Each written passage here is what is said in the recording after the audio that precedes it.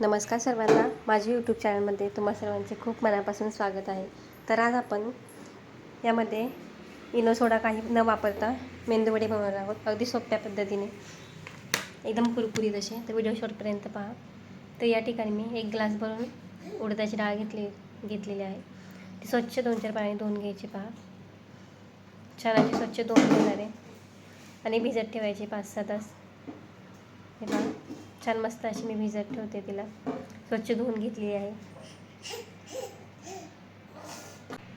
5-6 तास झालेले आहेत. पहा, छान अशी मस्त आपली डाळ देखील भिजलेली आहे. आता मी हिला पुन्हा एकदा स्वच्छ धुवून घेते आणि एका जाळीवर अशी निथळत ठेवली होती. पहा, आता हिला आपण वाटून घेणार आहोत मिक्सरला. पण आपण कमीत कमी पाणी वापरणार आहोत वाटायला, जास्त पाणी नाही वापरायचं आहे. हे पहा, मिक्सरच्या भांड्यात काढून घेते आणि ती वाटून घेते. कमी पाण्याचा वापर करून वाटून घ्यायची. तर पहा, जास्त पाणी वापरलेलं नाही आहे. आता मी तिला छान अशी फेटून घ्यायची व्यवस्थित. हातानेच व्यवस्थित फेटता येते. पहा, मिक्सी असेल तर मिक्सीने फेटवलं तरीसुद्धा चालेल. तर पहा, 10 ते 15 मिनटं असं छान असं मस्त हलवून घ्यायचं व्यवस्थित त्याला, जेणेकरून आपल्याला त्यामध्ये इनो सोडा टाकायची गरज नाही लागणार. तर पहा, छान मस्त असं पीठ फुललेलं आहे. आता मी आपलं पीठ सेट झालं आहे का नाही कळेल तुम्हाला.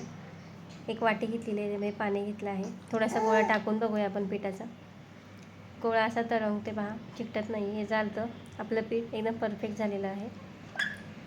पहा, अगदी सहज असा उचलला जातो आहे. हे पहा, थोडं चिकटत नाही आहे गोळा. आता यामध्ये चिली फ्लेक्स घालते मी.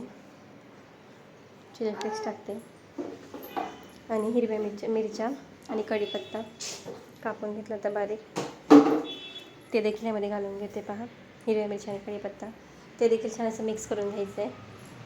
त्या सर्व बॅटरमध्ये छान असं मिक्स करून घ्यायचं आहे. बॅटर असं ठेवणार आहे, आपण पातळ नाही करणार आहे. हे पहा, छान असं व्यवस्थित मिक्स करून घ्यायचं आहे. जेवढं आपण फेटू त्याला तेवढं ते वडे एकदम कुरकुरीत आणि छान लागतात.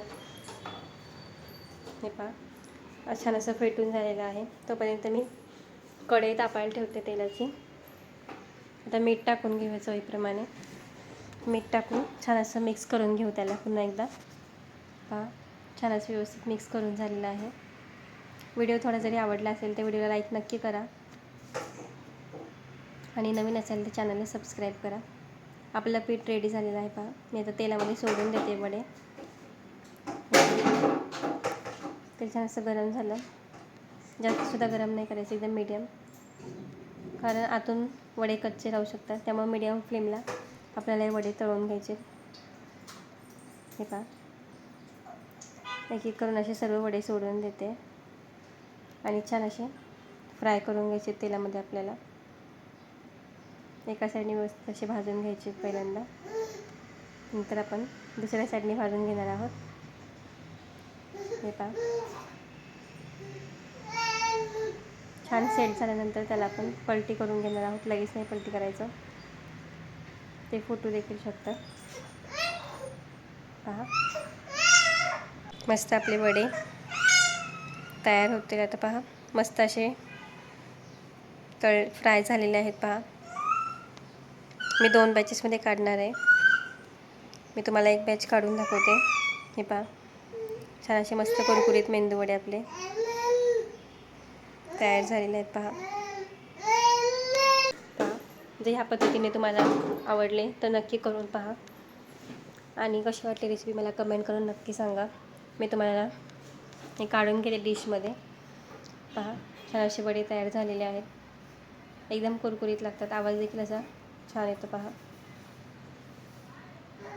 आता यामध्ये मी बाउलमध्ये काढून घेते आणि त्यासोबत सांबार घेऊन डिश सर्व करते. पहा, त्यासोबत सांबार एकदम भारी लागतं.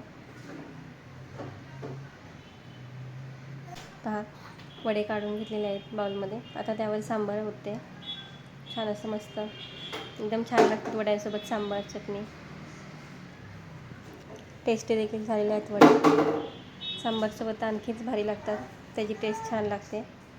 तर कशी वाटली रेसिपी मला कमेंट करून नक्की सांगा आणि व्हिडिओ आवडला असेल तर व्हिडिओला एक लाईक नक्की करा तसेच तुमच्या फॅमिलीसोबत फ्रेंडसोबत देखील शेअर करा. पहा, अशा पद्धतीने आपले मेंदू वडे तयार झालेले आहेत, एकदम कुरकुरीत असे.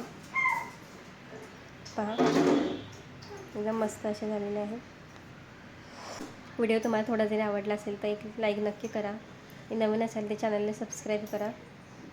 इथपर्यंत व्हिडिओ पाहिला त्याबद्दल तुम्हा सर्वांचे खूप मनापासून धन्यवाद. पहा, असं मस्त असा वडा आणि त्यासोबत सांबार एकदम भारी लागतं. पुढच्या रेसिपीसोबत. तोपर्यंत बाय. थँक्यू.